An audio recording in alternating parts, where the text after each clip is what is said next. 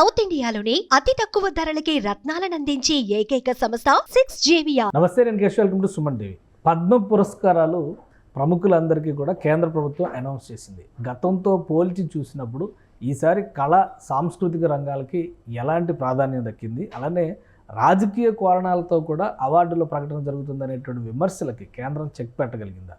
తెలుగు రాష్ట్రాల్లో ఎవరెవరు ఈ అవార్డులు దక్కించుకున్నారు, ఈ అంశాలను విశ్లేషించేటువంటి ప్రయత్నం చేద్దాం. మనతో పాటు అనలిస్ట్ చందు శ్రీనివాస్ గారు. నమస్కారం. నమస్కారం అండి. పద్మ పురస్కారాలు అనగానే లాస్ట్ టైము పద్మవిభూషణ్ చిరంజీవి గారు అందుకున్నారు. ఈసారి బాలకృష్ణ గారు పద్మభూషణ్ ఎంపికయ్యారు. అలానే తెలుగు రాష్ట్రాల్లో కూడా చాలామందికి అనౌన్స్ చేశారు. దేశవ్యాప్తంగా గతంలో వివిధ రంగాల్లో సేవలు అందించిన వారికి, ఇప్పుడు రాణిస్తున్న వారికి కూడా అనౌన్స్మెంట్ జరిగింది. సో ఎప్పుడు అవార్డులు వచ్చినా కానీ ఒక చర్చ ఎప్పుడు నడుస్తూనే ఉంటుంది, ఆ రాజకీయ అవార్డుల ప్రకటన. సో ఈసారి దానికి ఏం అతీతం అంటానికి కూడా ఈసారి కూడా అవకాశం లేదు. సో ఏంటి, ఏ విధంగా చూడాలి దీన్ని? అంటే గతంలో కంటే ఇప్పుడు 10 సంవత్సరాలు చూసుకుంటే ఎప్పుడూ లేని విధంగా బడుగు బలహీన వర్గాలకి ఎవరు వాళ్ళ మీద ఐడెంటిఫై చేయకపోయినా వాళ్ళ మట్టిలో మాణిక్యాలంటి వ్యక్తులను, ఒక పూరు గుడిసెలు సైకిల్ మీద నడిచేవాళ్ళు కావచ్చు, లేకపోతే కోటి మొక్కల రామయ్య వనజీవి కావచ్చు, వాళ్ళు ఎక్స్పెక్ట్ చేయరు ఎప్పుడు కూడా. అటువంటి వ్యక్తులనే ఎన్డీఏ గవర్నమెంట్ ఇస్తుంది. అది శుభసూచకం. రాజకీయాలు అనేవి ఎప్పుడు ఉంటాయి. మాకు కొంతమంది అవార్డులు ఇస్తే మేము తీసుకోనే వాళ్ళు ఉంటారు, అదే సమయంలో మాకు అవార్డు రాదని విమర్శించే వాళ్ళు ఉంటారు. కానీ మనం దీన్ని స్వాగతించాలి. ఇది ఆనవాయితీగా వస్తున్న ఇది. మీరు అన్నట్టుగా 76వ రిపబ్లిక్ డే సందర్భంగా అనౌన్స్ చేశారు. దాదాపు 30 మంది పైన దేశవ్యాప్తంగా పద్మశ్రీ ఇచ్చారు, పద్మభూషణ్ ఇచ్చారు. చాలా సంతోషకర విషయం.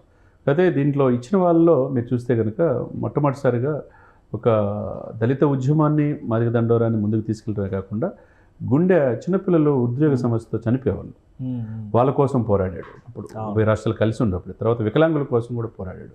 ఒక సామాజికవేత్తగా మందాకృష్ణ మాదిగకి అవార్డు ఇవ్వటం, ఆయన ప్రతిస్పందించిన తీరు చూస్తే ఎప్పుడూ లేదు. కొంతమంది ధనిక వర్గాలకి ప్రాధాన్యత ఇస్తే ఫస్ట్ టైం మాకు నిమ్మన వర్గాలకి, మా జాతికి కూడా అవార్డు ఇవ్వటం, గుర్తించడం, మా యొక్క పనితనం గుర్తించినందుకు మోదీ గారికి సెంట్రల్ గవర్నమెంట్ అభినందించారు.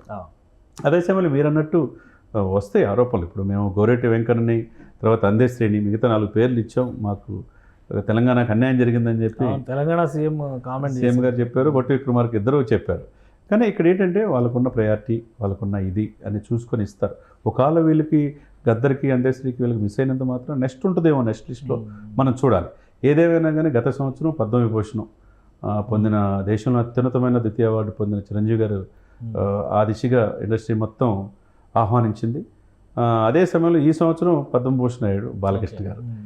బాలకృష్ణ గారు కూడా దశాబ్దం పైనే నందమూరి బసవతారకం హాస్పిటల్ బాధ్యతలు తీసుకోవటం, చాలామంది వేలాది మంది పేదలకి క్యాన్సర్ బాధితులకి కల్పించడం, బ్లడ్ బ్యాంక్ అని కార్యక్రమాలు ఉంటాయి. ఆయన ఇంకో కోణం అన్స్టాపుల్గా చూసాం.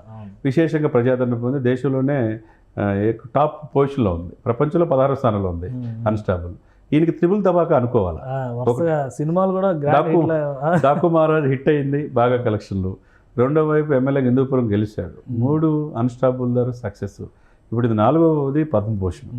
ఎందుకంటే ఇక ఎప్పుడు కూడా వాళ్ళ నాన్నగారికి అదే భారతరత్న అవ్వాలని ఎదురు చూసే సమయంలో ఒక బాలకృష్ణ గారికి ఇది రావటం, ఇండస్ట్రీకి ఆయనకి బాలనటుడిగా వచ్చాడు. ఆయన దాదాపు 5 దశాబ్దాలు అనుకుంటా, 50 ఏళ్ళు చేశారు కదా ఫెస్టివల్, గోల్డెన్ స్టార్, గోల్డెన్. కాబట్టి చిన్నతనంలో నుంచే చిరంజీవి, అదే ఆయన ఎన్టీ రామారావు గారి నుంచి బాలనటుడిగా చూసి ఈ రోజున ఆయన ఎదిగిన తీరులో ఆయన మంచి తెలుగు రాష్ట్రాల నుంచి సముచితమైన స్థానమే. కానీ ఒకటి విమర్శ కూడా వస్తుంది, బాలకృష్ణ గారు గతంలో ఈ అవార్డులు ఇవన్నీ చెప్పుతో సమానం, కాలి గోటితో సమానం అని అవమానించారు. ఇప్పుడు ఆయనకి అవార్డు అనౌన్స్ చేశారు, ఇది కావాలని చేసినట్టుగా ఉంది, ట్రోలింగ్స్ నడుస్తాయి. అవి ఉంటాయండి. అంటే ఇప్పుడు అనపోతే ఎందుకు ఉంటాయి అనే ఉండొచ్చు, ఆ సందర్భంలో అనుకోని సంఘటనలో అని ఉండొచ్చు. సరే, ఏదైనా కానీ రియలైజ్ అయ్యారు కదా. ఈరోజు కిషన్ రెడ్డి గారు వెళ్ళి నిన్న అభినందిస్తే చాలా సంతోషం అండి, నన్ను గుర్తించినందుకు అన్నాడు. మా నాన్నగారు కూడా గుర్తిస్తే బాగుంటుంది అన్నాడు. సరే, ఇది ఆహ్వానించదగ్గ పరిణామంగా. ఇప్పుడు బాలకృష్ణ గారికి పద్మభూషణ్ ఇచ్చారంటే ఎన్టీ రామారావు గారు భారతరత్న ఆగిపోయినట్టేనా? అంటే మేబీ మీరు అనుకుంటున్న ఆలోచన ఏమో తెలియదు కానీ మరి సెంట్రల్ అందరూ ఎక్స్పెక్ట్ చేసింది అది. ఇప్పుడు కూటమి ప్రభుత్వం ఏర్పడింది, కేంద్రంలో కూటమి ప్రభుత్వం ఉంది. గతంలో కూడా చంద్రబాబు నాయుడు గారు చక్రం తిప్పినప్పుడు ఎందుకు ఎన్టీ రామారావు గారికి భారతరత్న ఇప్పించలేదనేటువంటి విమర్శలు కూడా ఉన్నాయి. ఇప్పుడు కూడా చంద్రబాబు నాయుడు గారి మీద ఆధారపడే ఓ రంగం కేంద్రంలో ప్రభుత్వం నడుస్తుంది అనేటువంటి విశ్లేషణలు నడుస్తున్నాయి. సో భారతరత్న ఎన్టీ రామారావు గారికి అనౌన్స్ చేస్తారు, ఇది 100వ జయంతి సంవత్సరము, అంటే 100వ జయంతి కూడా కంప్లీట్ అయిపోయింది, 100 ఏళ్ళు పూర్తయింది, 101వ సంవత్సరంలో ఉంది ఎన్టీ రామారావు గారు. కాబట్టి అనౌన్స్ చేస్తారని అందరూ అనుకున్నారు. బట్ బాలకృష్ణ గారికి వచ్చింది కాబట్టి అది రానట్టేనా ఇంకా? మీరు మరి అనుకోవచ్చు, మీరు అన్నమాట పాయింట్ ఆఫ్ వ్యూలో అట్ అనుకుంటే అండి, పురంధేశ్వరి గారు సెంట్రల్ మినిస్టర్గా ఉన్నారు కాంగ్రెస్లో. అప్పుడే రావాలిగా. అవును, ఆయన కూడా అప్పుడు ఒక 10 ఏళ్ళు యూనియన్ గవర్నమెంట్ మినిస్టర్గా చేసిన మానవ 5 ఏళ్ళు మినిస్టర్గా చేశారు, హ్యూమన్ రిసోర్స్ మినిస్టర్ 10 ఏళ్ళు ఎంపీగా చేశారు కదా. మరి ఆమె ఉన్నప్పుడు రావాలి కదా, ఎందుకు తీసుకురాలేకపోయారు? సరే, వాళ్ళకున్న క్రైటీరియా వాళ్ళకు ఉంటుంది. అదేమనుకుంటే ఎస్వి రంగారావు గారు రావాలని అనుకునే వాళ్ళు ఉంటారు, చిరంజీవి గారు రావాలి, రకరకాల ఎవరి అభిప్రాయం ఉంటుంది. కాకపోతే వాళ్ళ పారామీటర్స్ ఏంటి, ఎందుకు ఏంటి అనేది వాళ్ళు చూసుకుంటారు. ఇప్పుడున్న పొలిటికల్ టాపిక్ ఇది, ఒకటే ఫ్యామిలీ కదా, ఒకటే ఫ్యామిలీలో ఇద్దరు ఒకే సంవత్సరం అనౌన్స్ చేసిన అవకాశం అనేది లేదు. ఇప్పుడు క్లోజ్, అది క్లోజ్. భారతరత్న ఆలోచన చేయొద్దు, ప్రస్తుతానికి లేదు, చేయొద్దంటారు మనం. ఇప్పుడు లేదు కాబట్టి మళ్ళీ నెక్స్ట్ ఇయర్ చూడాలి తప్పితే ఇప్పటికి లేనట్టే. కాబట్టి నందమూరి వంశం నుంచి బాలకృష్ణని సముచితమైన స్థానం అనేది అర్థమైపోయింది. ఇకపోతే అదే ఎన్టీ రామారావు గారి కంటే బాలకృష్ణ బెస్ట్. ఎన్టీ రామారావు గారికి పద్మశ్రీనే ఉంది, ఆయన పద్మభూషణ్ ఇవి కూడా రాలేదు. ఆయన రాజకీయాల్లోకి వచ్చినాక ఇంకా అవార్డులు అనేవి రాకుండా పోయినాయి, ఎందుకంటే అక్కడ కాంగ్రెస్తోనే ఆయన కొట్లాడాడు కాబట్టి. అంతేకాదు, తెలుగువారి ఆత్మగౌరవం కోసం పోరాడాడు. ఇప్పుడు బాలకృష్ణ గారు పద్మశ్రీ కాదు, పద్మభూషణ్కి ఎంపికయ్యారు. ఎన్టీ రామారావు గారి కంటే ఇక్కడ బాలకృష్ణ గారు ఉన్నారు. అదేవిధంగా డి నాగేశ్వరరావు గారు కూడా గ్యాస్ట్రాంటాలజిస్ట్గా మంచి పేరు.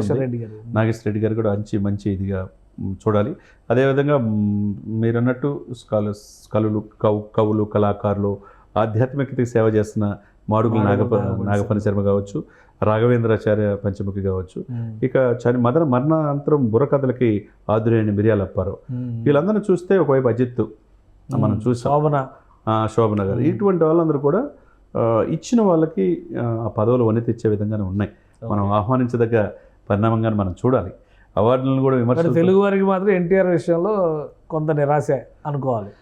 వాళ్ళ ఆశ ఉండొచ్చు, అది ఆశకు తగ్గట్టు వాళ్ళు ఈగిపోతే వాళ్ళ పారామీటర్స్ వాళ్ళకు ఉంటాయి కేంద్ర నేతలు. కాబట్టి మనం ఈసారికి బాలకృష్ణ గారితో తృప్తి పడాల్సింది. రైట్. థ్యాంక్ యూ శ్రీనివాస్ గారు. ఇది పద్మ పురస్కారాల ఎంపికలో ఒక సమతూకం పాటించారు. అలానే ఆంధ్రప్రదేశ్ నుంచి గతంలో ఎప్పుడో బుర్రకథకు సేవ చేసినటువంటి కళాకారుని కూడా గుర్తించుకుని అవార్డు ప్రకటించడం అనేది సముచితమైన నిర్ణయంగా చంద్ర శ్రీనివాస్ గారు విశ్లేషిస్తున్నారు. ఇక బాలకృష్ణ గారికి పద్మభూషణ్ ప్రకటించిన నేపథ్యంలో భారతరత్న ప్రకటన ఎన్టీ రామారావు గారికి ఈ సంవత్సరం ఉండకపోవచ్చు అనే సంకేతాలే ఎక్కువ కనిపిస్తున్నాయని ఆయన విశ్లేషిస్తున్నారు.